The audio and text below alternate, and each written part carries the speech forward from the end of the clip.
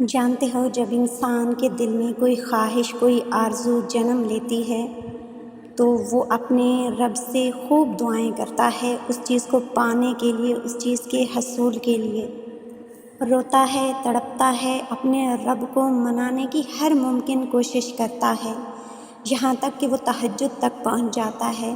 تہجد میں بھی وہ دعائیں مانگ مانگ کر اپنے رب کو منانے کی کوشش کرتا ہے۔ تو جان رکھو، اس پاک پروردگار کی محبت بھی کامل ہے اور اس کا علم بھی کامل ہے۔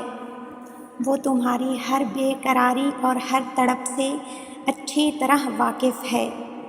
جو خوف اور اندیشے آج تمہیں لاحق ہیں اور جو مصائب و مشکلات تمہیں قبولیت کے شک میں مبتلا کر رہے ہیں، تو سنو، اللہ تعالیٰ خود فرما رہا ہے کہ اے انسان، اپنے آپ کو سنبھالے رکھو۔ اللہ تعالیٰ تمہیں سزا دے کر کیا کرے گا؟ اگر تم با ایمان رہو تو اللہ تعالیٰ بہت قدر کرنے والا اور بہت علم رکھنے والا ہے۔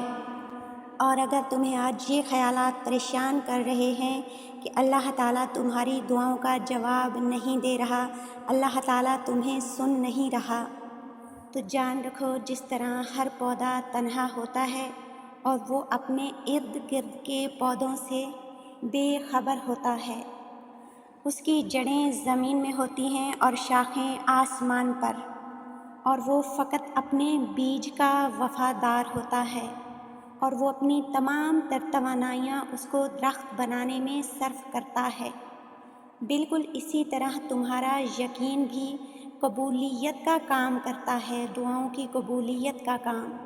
اور اگر تمہارا یقین قائم نہیں ہوگا تو تمہاری دعائیں کیسے قبول ہوں گی؟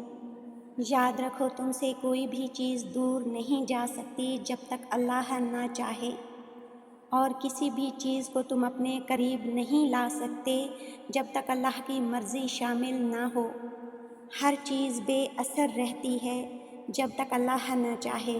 پانی ڈبو نہیں سکتا جب تک اللہ کی مرضی نہ ہو۔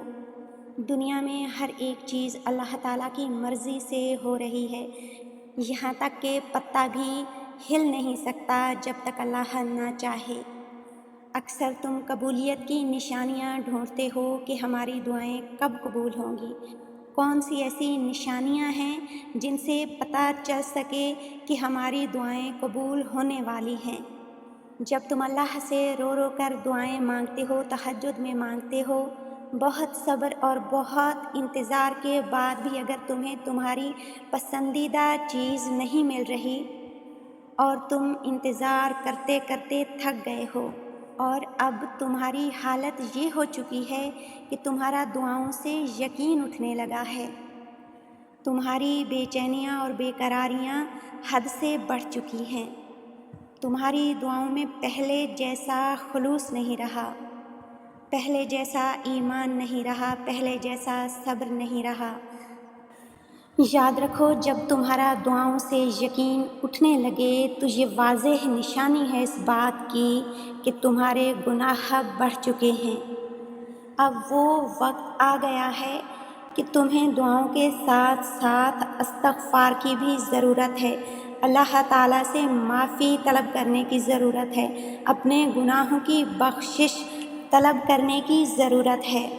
جب جب تمہیں لگے کہ تمہارا ایمان کمزور پڑ رہا ہے اور تمہارا دعاؤں میں دل نہیں لگ رہا تو اللہ تعالیٰ سے اپنے گناہوں کی معافی مانگنا۔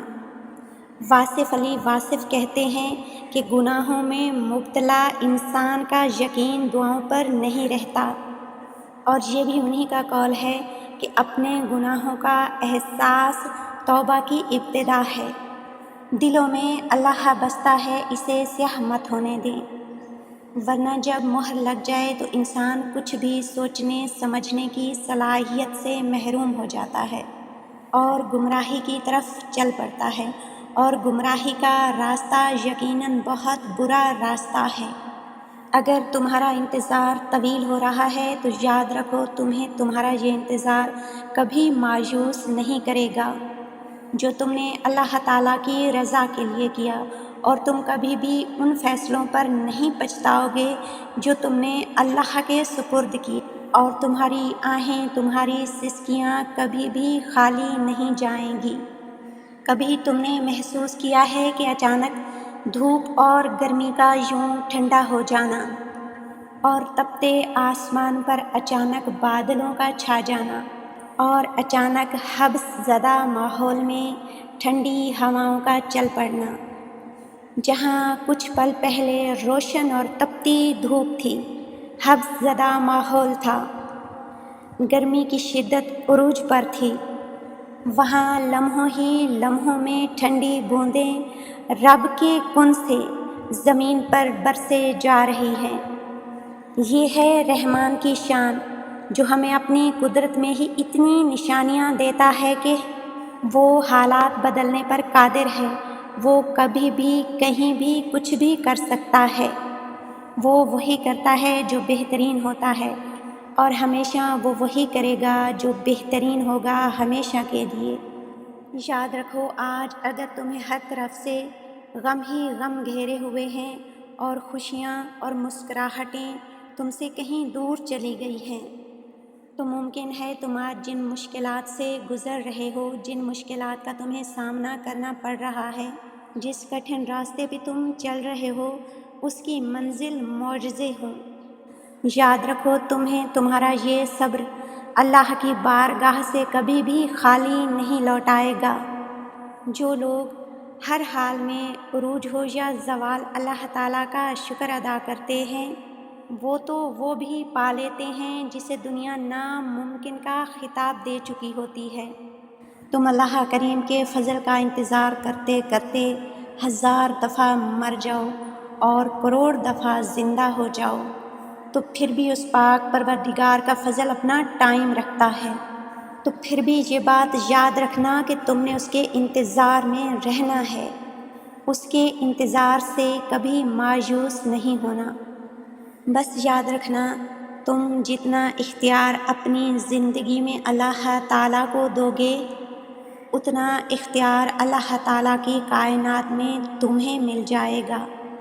بس تم یقین رکھو، وہ تمہیں تمہاری دعاؤں کا جواب دے گا اور تمہاری آنکھیں خوشی سے نم ہو جائیں گی۔